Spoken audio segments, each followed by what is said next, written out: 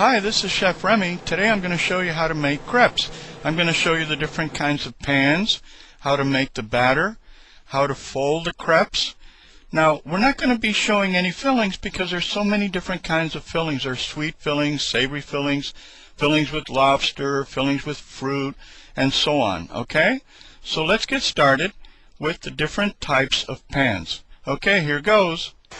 This is a very heavy pan here. It's a 10-inch with very low sides and makes an excellent crepe pan because it holds the heat from one crepe to another. Alright, and this is the French model, made in France, and probably the original style that first came out. It's got very low sides.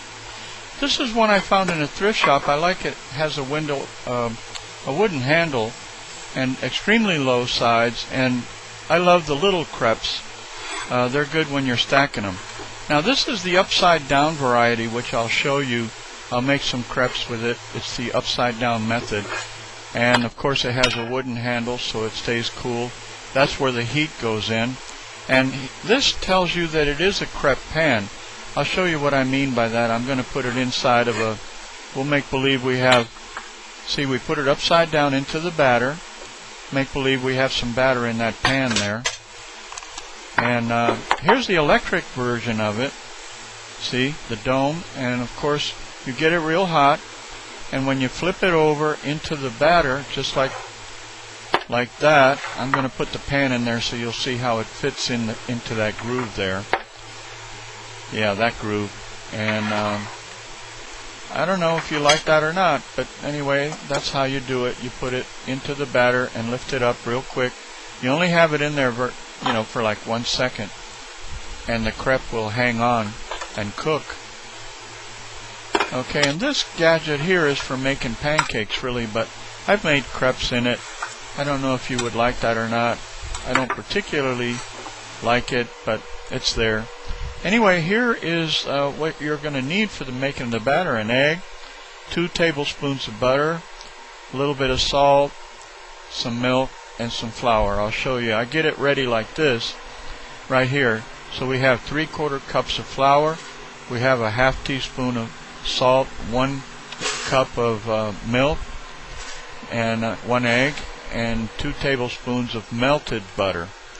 So we put the salt in with the egg, kind of stir it up a little bit, and put it into the flour, and this is the step that you should follow. Then we go ahead and put the milk into it and stir it up, and then finish it off with the melted butter. So we want to whisk that up a little bit and make it nice and smooth before we put the butter in. Okay, and there's our melted butter, and that's your batter. Just make sure it's nice and smooth. I like to sift the flour. You don't really have to. It should come out nice and thin like this. If you want to make it even thinner, you just put a little bit more milk in. But it should be as thin as possible. Okay, and then I put it in the refrigerator for a couple of hours so that the flour assimilates very well. Now, I like to spray them with some Pam, and you could rub the pan with butter. And here's our first one on the heavy wall pan, which holds the heat very nicely from one crepe to the other. Okay, when you see the bubbles like that, just like you do in pancakes, the other side is ready, especially when you can pick it up like this right here and just kind of flip it over. Bam, there you are. See, now it was brown a little bit. It could have been a little bit more brown on that side. And then the second side should go for like about 30 seconds, 45 seconds. And you go ahead and pick it up and put it on a plate and just stack them up. Alright, let's do another one here. Now, I like the little, here's my little thrift shop pan, which I love. And these are good for making stacks. Instead of folds, you stack them up with the fillings in between. Okay, and this one's very easy to use. It holds the heat very nicely, and it's got a wooden handle. Okay, and let's try another one here. Okay, here's the gadget one. It works. The sides are not defined, so you can't really get really round, perfectly round crepes. Don't try to get perfectly round ones in the beginning. You will after a while with a little practice.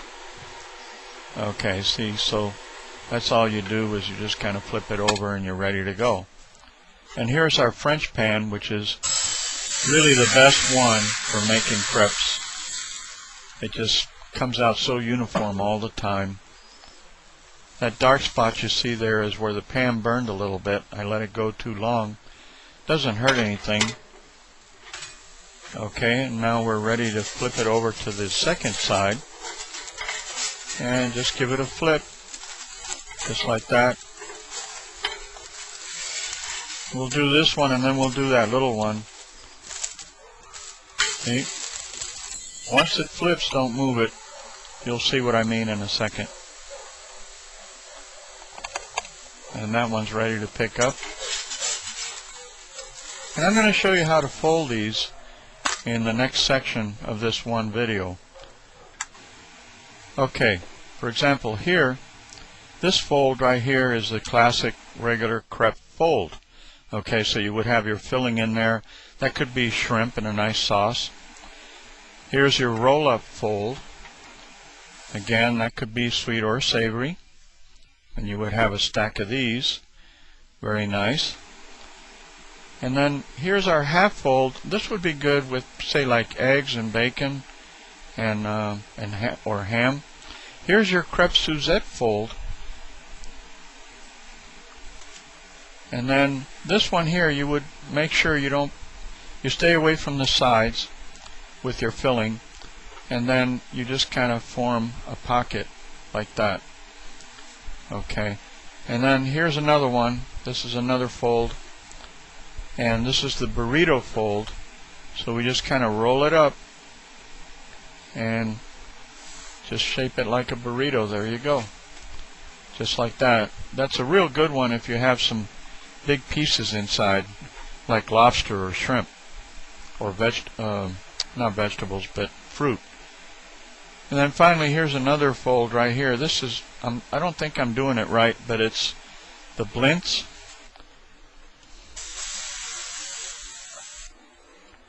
So let's finish the video by showing you how to use the electric dome type.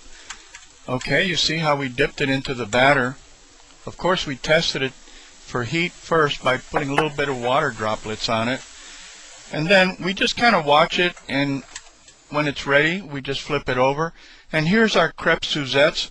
What I like to do, though, is I like to make them up and then put them into a little, like a plastic container, and freeze them.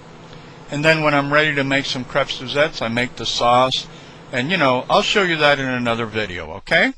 Well, thanks for watching. This is Chef Remy. If you get a chance, go over to my website and see all of these other crepes, okay? Bye-bye.